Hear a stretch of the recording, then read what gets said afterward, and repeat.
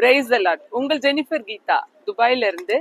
இப்ப நான் இங்க துபாய் ஃப்ரேம் அப்படின்ற இடத்த பார்க்க வந்திருக்கிறேன். இப்பதான் இதுல என்ட்ரி போட்டு அதுக்கப்புறம் தான் உள்ள போனோம். கிட்டத்தட்ட 52 கிராம்ஸ் சொல்றாங்க. நீங்களும் இந்த இடத்த பார்க்கணும்ன்ற ஒரு எண்ணத்தோட தான் ஒரு சில குறிப்புகள் இங்க இருந்தும் வேத வசனத்தோடையும் இந்த வீடியோ முடிக்க போறேன். உலகத்திலே மிகப்பெரியதான பிக்சர் ஃப்ரேம் அப்படின்னு சொல்லி ஒரு இது ரெக்கார்ட் பண்ணிருக்கு. துபாயில நீங்க எங்க போனாலும் இந்த இடத்த பார்க்காம இருக்க முடியாது. இது மேல அந்த மேல் தளத்துல ஒரு கிளாஸ் ஃப்ளோரிங் போட்டிருக்காங்க.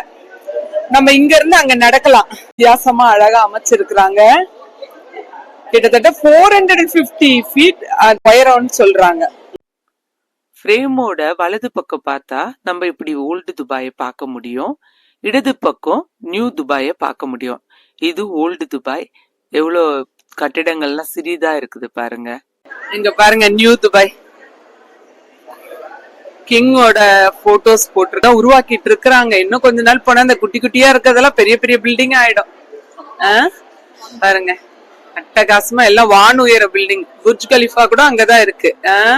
ஒரு விஷயம் புரிஞ்சுதுங்க, எப்படி இருந்த துபாயை எப்படி மாத்தி இருக்கிறாங்க அப்படின்ற விஷயம் புரிஞ்சாலும் இன்னைக்கு நம்ம வாழ்க்கை எப்படி இருக்கு.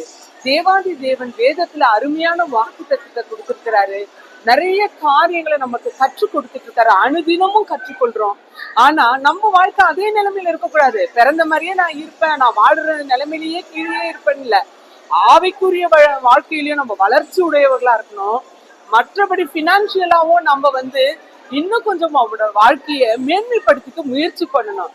தேவன் யோவான் 11ஆம் அதிகாரம் 40ஆம் வசனம் சொல்லுது, நீ விசுவாசித்தால் தேவனுடைய மகிமையை காண்பாய். தேவன் மகிமை நிறைந்தவர், மகிமையான காரியங்களை செய்ய வல்லவர். ஆனா யார் விசுவாசிக்கணும்? நீங்களும் நானும் தான். நான் விசுவாசிக்கிறேன், தேவன் செய்வாரு, அதெல்லாம் அவரே பாத்துக்குவாரு. அப்படி இல்லைங்க. கிரியை இல்லாத விசுவாசம் செத்ததுன்னு வேதம் சொல்லுது. ஆக விசுவாசிக்கிற நீங்களும் நானும் என்ன காரியத்தை இந்த நியூ இயர்ல நீங்க பிளான் பண்ணிருக்கீங்களோ இமிடியேட்டா இயேசு கிறிஸ்துவின் நாமத்தினால அதை செய்ய போறீங்க. வாழ்க்கையில மேன்மையான நிலைமைக்கு நீங்க வர போறீங்க. கர்த்தர் உங்களை ஆசீர்வதிப்பாராக.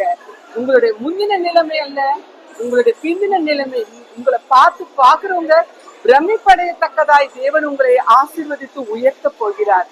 God bless you all.